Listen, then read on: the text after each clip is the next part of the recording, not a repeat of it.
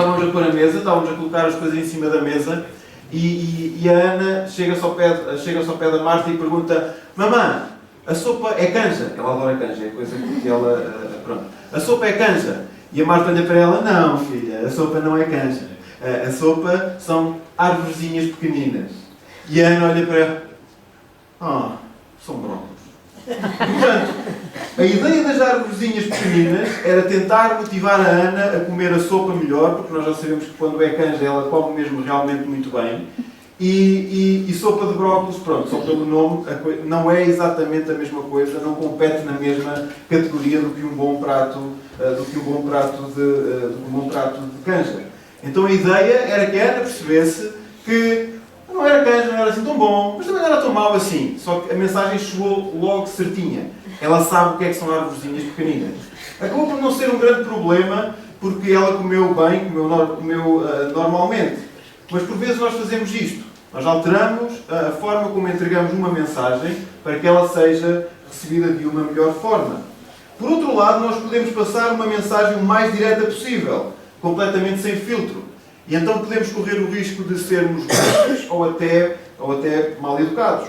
Quando o Miguel nasceu, eu creio que foi no dia a seguir, mas não foi no dia a seguir, foi 2 dias a seguir, sim, eu fui à maternidade visitá-los, a ele e à Marta. E então, enquanto eu ia pelo corredor para chegar ao quarto onde estava a Marta e o Miguel, eu ouvi uma médica a dar um raspanete a uma auxiliar. Eu não fui cusco, era impossível eu não ouvir, eu tinha que passar naquele corredor, eu ouvi aquilo que circulou ali.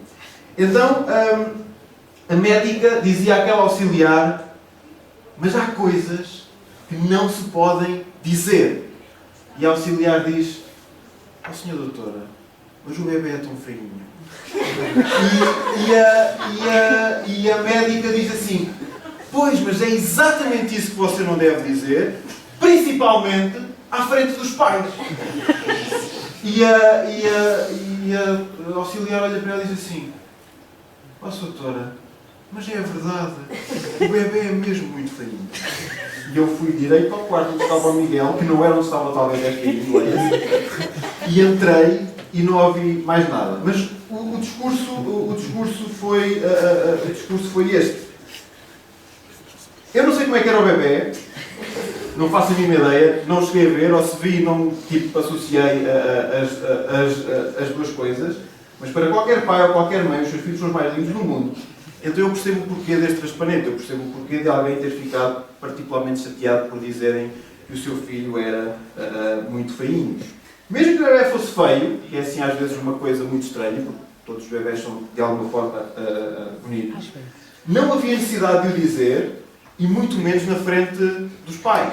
Não havia necessidade, foi algo necessário, perdeu-se uma oportunidade de estar calado e não se aplicou aquele: se não tens nada a dizer para dizer, então cala-te. Houve ali qualquer coisa que falhou. Esta mensagem não precisava de ser passada, e sendo passada, não precisava de ser passada daquela forma, daquele momento e para aquela audiência.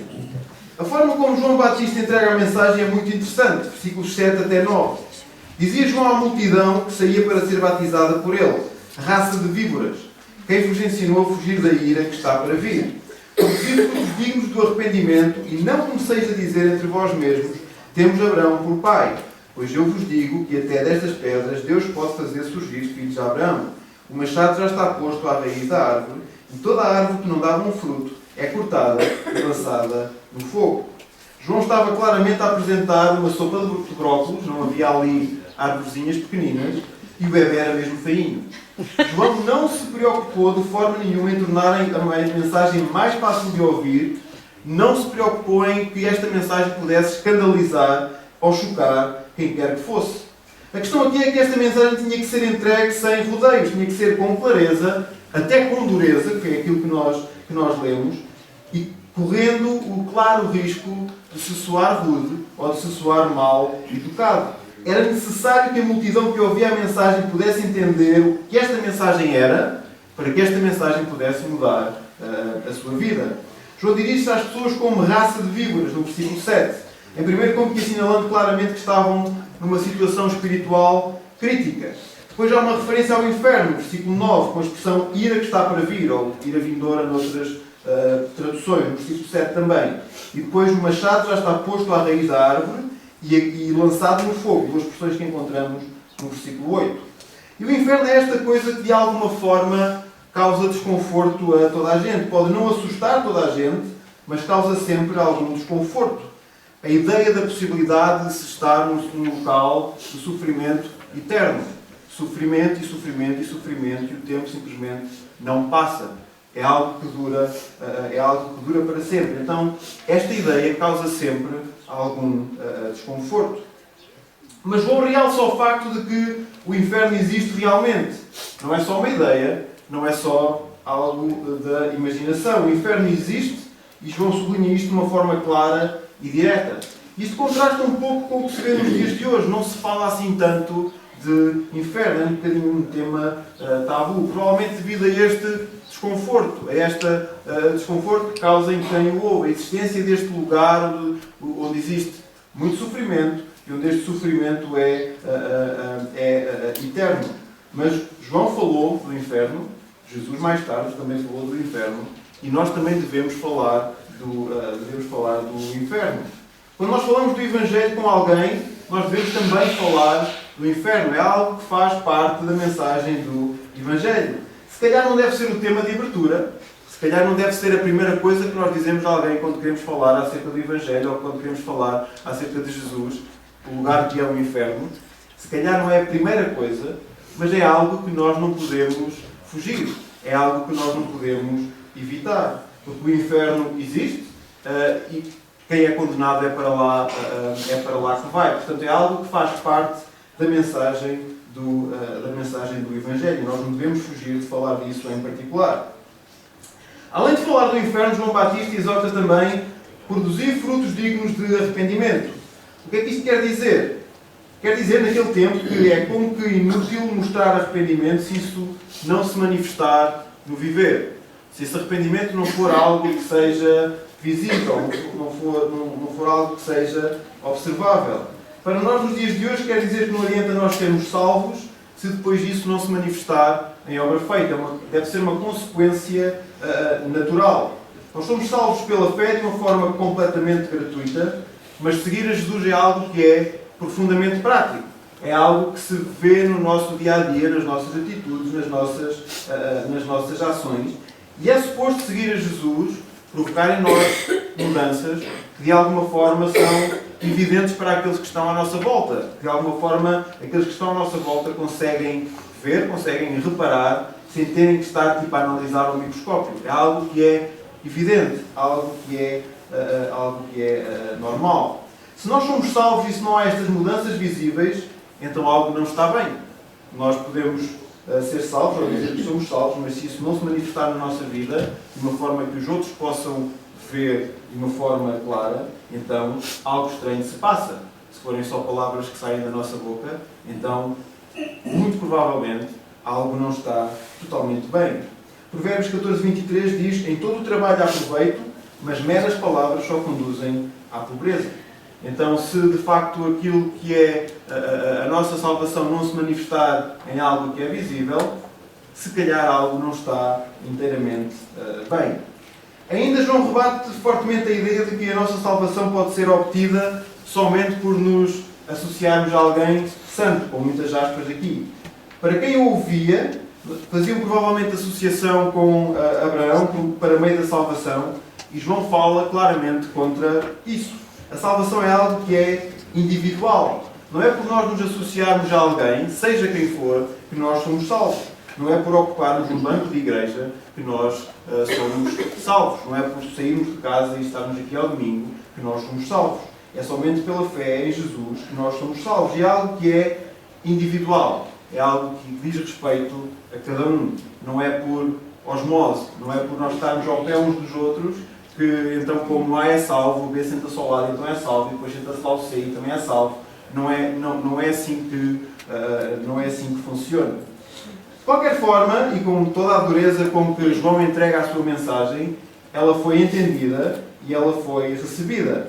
Mesmo correndo o risco de soar rude e de forma nenhuma procurando tornar a mensagem mais delicada ou fácil de entender, ela foi recebida e foi aceite por pelo menos algumas das pessoas que ouviram. Dos versículos 10 até 14 nós temos o registro de perguntas concretas que foram feitas por diferentes pessoas com diferentes ocupações profissionais. E João dá uma resposta clara de como é que o Evangelho deve ser aplicado. E mais uma vez, é uma parte da passagem que nós vemos que o Evangelho é algo que é profundamente prático. As pessoas com diferentes ocupações, diferentes ofícios, chegam até João e perguntam: o que é que eu faço? O que é que eu devo fazer? E João diz exatamente o que é que eles devem fazer e o que é que eles devem fazer e como. E é interessante que há dois ofícios em particular que são destacados: o dos soldados e o dos cobradores de impostos. Duas funções que provavelmente seriam tidas como corrompidas ou corrompíveis muito facilmente, e a forma direta, prática, como João lhes diz: é isto que vocês têm que fazer. Vocês têm que agir desta forma para que no vosso ofício, naquilo que é a vossa profissão, vocês consigam cumprir aquilo que é a mensagem do Evangelho. Então, depois do primeiro ponto onde nós vimos a mensagem de João, o conteúdo dessa mensagem e a sua importância, neste segundo ponto nós temos de forma clara e direta a forma como João entrega essa mensagem e a recepção que essa mesma mensagem teve. O terceiro ponto é o testemunho de João, ou o que é que aconteceu a João depois de entregar este conteúdo e entregar desta forma. A mensagem foi de tal forma apresentada e a atitude de João foi tal que o confundiram João com outra pessoa. Versículos 15 até 17. Portanto, o povo na expectativa e pensando todos em seus corações se porventura João seria o Cristo, respondeu João a todos: eu na verdade vos batizo com água, vem porém aquele que é mais poderoso do que eu, de quem não sou digno de desamarrar a correia das sandálias. Ele vos batizará com o Espírito Santo e com fogo. Ele tem a pá na sua mão para limpar a sua eira e a juntar o trigo no seu celeiro, mas queimará a palha com fogo que nunca se apaga. Então começaram a ter dúvidas se João não seria o Cristo, e a resposta de João é mais uma vez clara e mais uma vez direta. Ele afirma claramente que não é o Cristo, realça a diferença entre o batismo dele próprio e o batismo de Jesus, e claramente que ele exalta a Jesus. Ele aponta claro e direto para Jesus. Em 2 Coríntios 4:5 nós lemos: pois não nos pagaremos a nós mesmos, mas a Cristo Jesus, o Senhor, e nós mesmos somos vossos servos por amor de Jesus. Isto foi algo que João fez, e foi algo que João fez muito bem. Ele apontou claramente para Jesus e não procurou de forma nenhuma exaltar-se a si próprio, o que seria fácil, dado todo o impacto que a mensagem estava a ter. Era muito fácil todas aquelas pessoas passarem a seguir João, e era muito fácil João colocar-se num lugar de evidência, num lugar de proeminência, e as pessoas seguirem a ele. Mas João não faz isso. João recusa completamente esse lugar. No outro dia eu estava a ouvir uma entrevista sobre seitas. Seitas, aqueles grupos de alguma forma destrutivos, em que uma comunidade, um grupo de pessoas se junta em volta de alguém com determinado ideal, e, regra geral, fazem coisas estranhas, na falta de melhor expressão. São também chamados de cultos destrutivos, do inglês cult. Não vamos usar a palavra culto por razões óbvias, mas então vamos lhe chamar seita. Então, já aconteceu no passado estes grupos, seitas, cometerem crimes, claramente, desde suicídios coletivos, atentados, coisas assim do género. Existe este registro de que estes grupos, estas seitas, fizeram estas coisas. Então, perguntaram ao entrevistado o que é que caracterizava uma seita. Quais eram os tópicos que ele classificava como principais para caracterizar uma seita. Como é que uma seita se diferencia de qualquer outra comunidade ou grupo de pessoas. E ele destacou 3 aspectos. As seitas são lideradas por uma pessoa que é assim muito carismática, mas procura todo o poder para si próprio e evita as regras. Portanto, é assim alguém que é um bocado sociopata. Depois, do segundo aspecto, existe todo um processo de doutrinação para que as pessoas integrem esse grupo. É algo que é muito intensivo, em que são completamente bombardeados com todas as regras, para depois poderem fazer parte do grupo. E o terceiro aspecto é que é obrigatório pertencer ao grupo.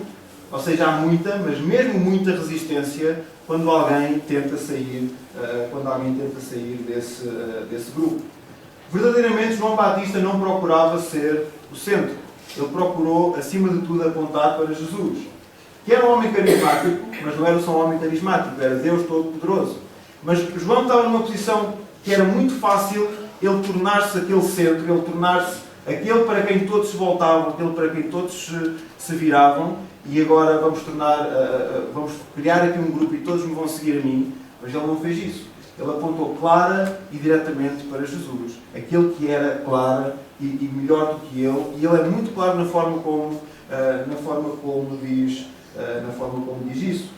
Ele era um profeta importante, mas ele sabia exatamente qual era o seu lugar. Ele não procurou de forma nenhuma exaltar-se ou ser o líder de coisa nenhuma. Ele procurou humildemente apontar para Jesus, exatamente como nós também devemos procurar fazer diariamente.